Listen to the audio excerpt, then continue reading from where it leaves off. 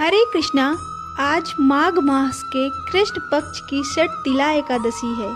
सनातन धर्म में एकादशी का विशेष महत्व होता है। एकादशी तिथि भगवान विष्णु को समर्पित होती है। इस दिन विधि विधान से भगवान विष्णु की पूजा अर्चना की जाती है। षटतिला एकादशी व्रत करने से मोक्ष की प्राप्ति होती है। जितना पुण्य कन्यादान, हजारों वर्षों की तपस्या और स्वर्ण दान के बाद मिलता है, उससे कहीं ज़्यादा फल एकमात्र षटतिला एकादशी का व्रत करने से प्राप्त होता है। आइए आज की वीडियो में षटतिला एकादशी व्रत की कथा का श्रवण करते हैं।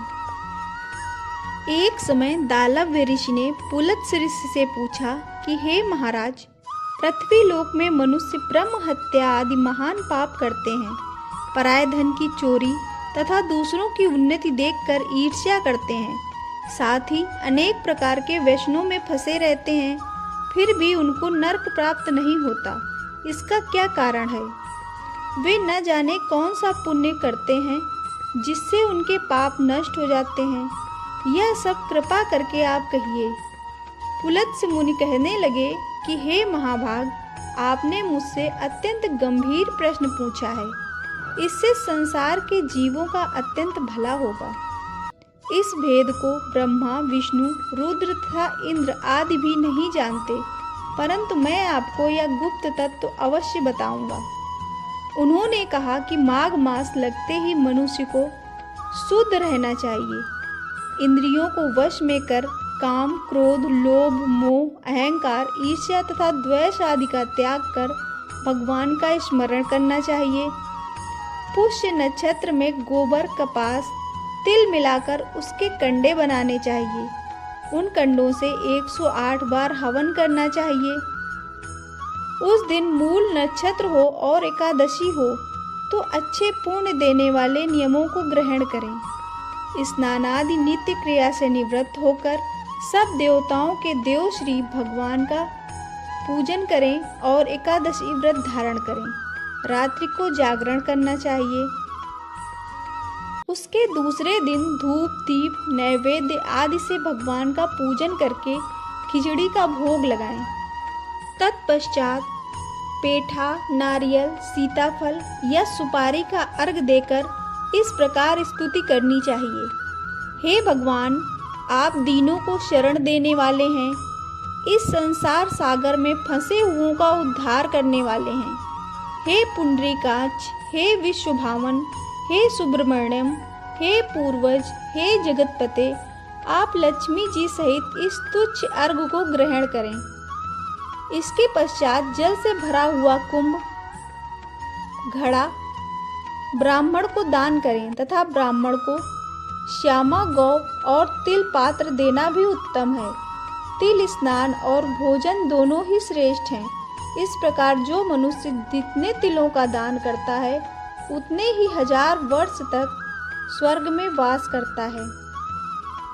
तिल का स्नान, तिल का उपटन, तिल का हवन, तिल का तर्पण, तिल का भोजन और तिलों का दान, ये 6 प्रकार के दान हैं। इनके प्रयोग के कारण यह षटतिला एकादशी कहलाती है। इस व्रत के करने से अनेक प्रकार के पाप नष्ट हो जाते हैं। इतना कहकर पुलत्स्य ऋषि कहने लगे कि अब मैं तुमसे एक एकादशी व्रत की कथा कहता हूँ।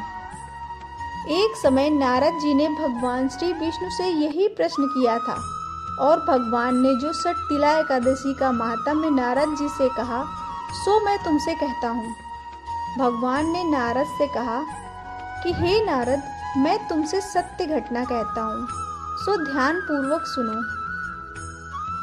प्राचीन काल में मृत्युलोक में एक ब्राह्मणी रहती थी।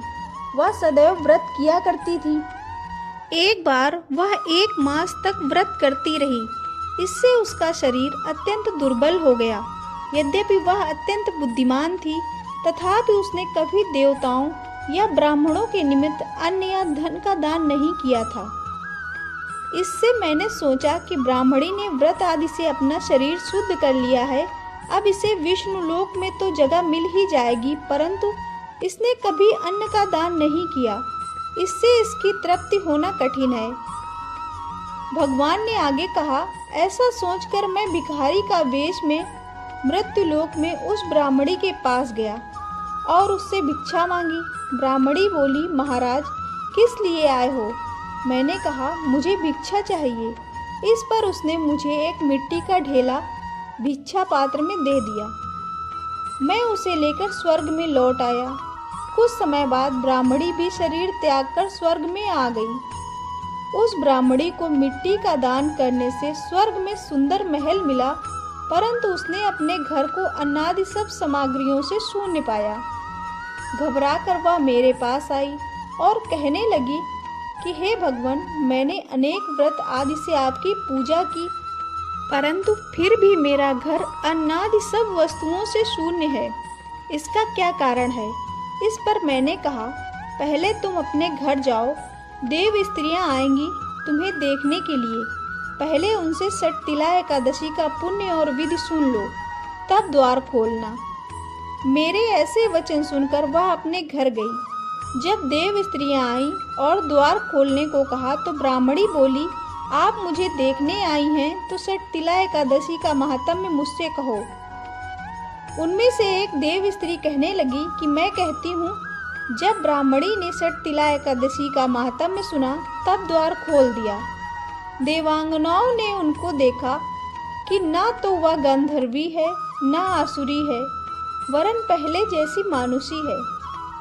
उस ब्राह्मणी ने उनके कथनानुसार षटतिला एकादशी का व्रत किया। इसके प्रभाव से वह सुंदर और रूपवती हो गई तथा उसका घर अन्नादि समस्त सामग्रियों से युक्त हो गया।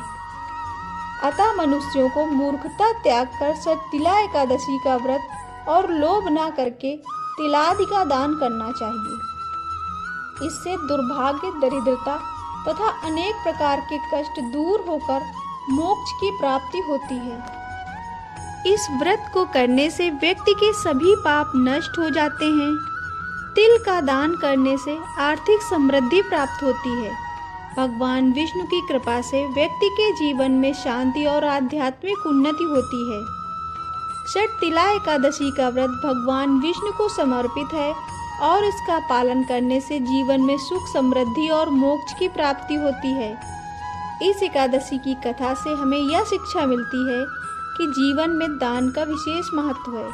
तिल का उपयोग और दान न केवल शारीरिक और आध्यात्मिक शुद्धि का माध्यम है, बल्कि यह हमें परोपकार की भावना भी सिखाता है। इसलिए हर व्यक्ति को इस पवित्र दिन पर भगवान विष्णु की पूजा, व्रत और तिल के दान का पालन करना चाहिए, ताकि जीवन में सभी कष्ट समाप्त हो सकें और भगवान विष्णु की कृपा प्राप्त हो सके। आपको यह कथा पसंद आई हो तो वीडियो को लाइक और शेयर करें। ऐसी और भी कथाओं, जानकारियों और कहानियों के लिए चैनल को सब्सक्राइब अवश्य करें। धन्यवाद।